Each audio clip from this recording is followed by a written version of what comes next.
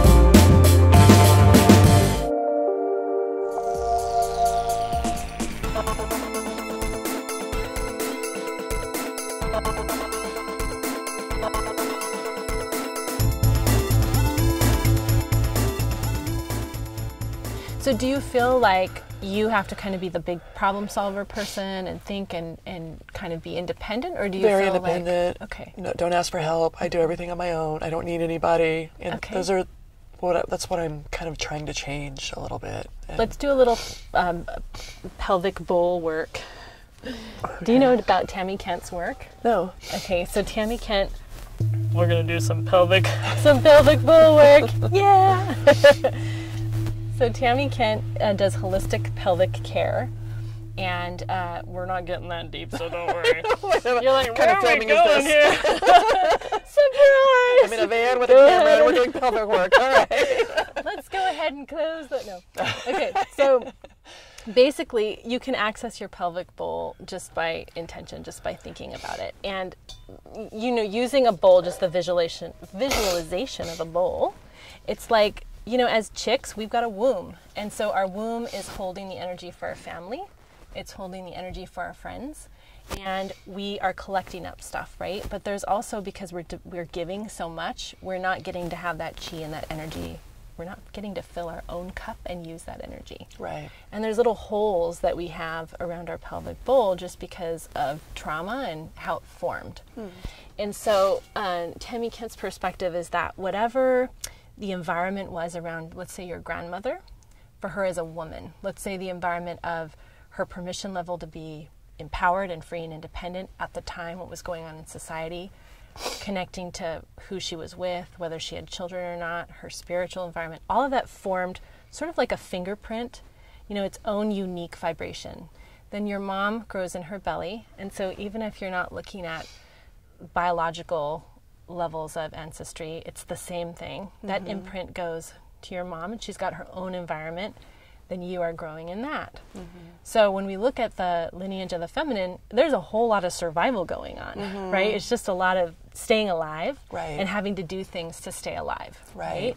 Just the meditation can give you an incredible sense of just reclaiming your feminine power, okay? And you're an empowered feminine. We're just getting real specific and detailed thinking about our pelvic bowl, okay? Okay. So let's just close our eyes for a minute and let's just think about, for you as a mama bear in your family, you're holding the energy for your family. And think about your bowl, your womb space as an ocean, okay? So you feel all the subtle changes that are in your family in your root and in your pelvic bowl and in your womb space. And just see it. So just own it for yourself. This is your space. This is where you fill up your cup. This is where your fire gets tended, is right in your root. And you can think of your perineum all the way up to your low belly and womb space. And then what I want you to do is we're going to stick our hands on our ovaries. So your ovaries are kind of low, and we're just kind of saying hello, and this is ridiculous on purpose, right? So just be goofy. You got your silly hat on. You got one hand on each ovary or wherever you imagine them to be. And then you're just going to say hello to them. You don't have to say it out loud, but just notice your right ovary and just give it a big hello. And then notice your left ovary and give it a big hello. And this is a great way to ground survival out of your body. So we're going to, this process that we're starting right now is a great way to get that survival sense out of your root and out of your body. So let's go ahead and imagine a grounding cord from your right ovary. So notice your right ovary. And I want you to imagine a waterfall off of that right ovary hooking into your perineum or your root. And letting that waterfall go down into the earth. All the survival from the right side. And the right is more masculine. It's about running away. It's the go, go, go energy.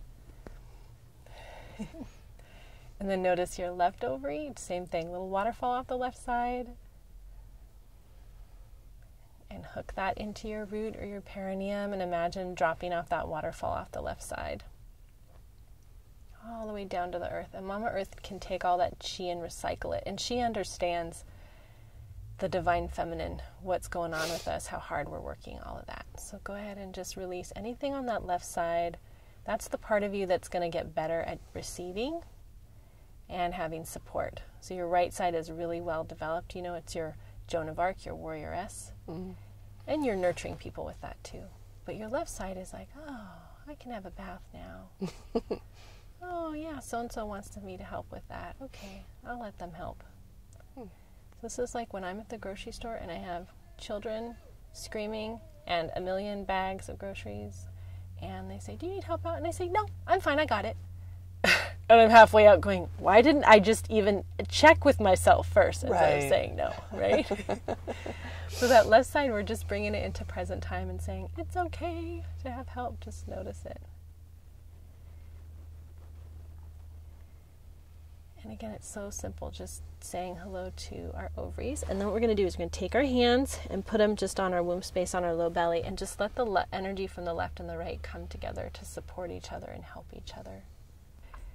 And then take one, if you can, I know we got our mics on, but put your hand on your heart if you can. So one hand on your womb and one hand on your heart, and that's just connecting your heart's desire with your ability to manifest.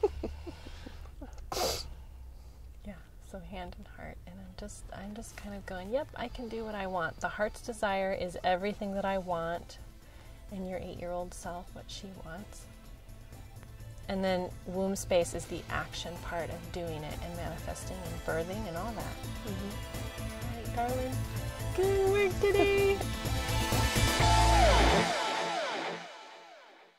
It was a lot more personal than I thought it was going to be, and emotional, so that kind of took me by surprise, but it's absolutely, you know, she definitely touched on stuff that's kind of been coming up for me lately and affecting me, and so yeah, I'm curious to see how this is going to play out from now on, and hopefully help me grow and just do more.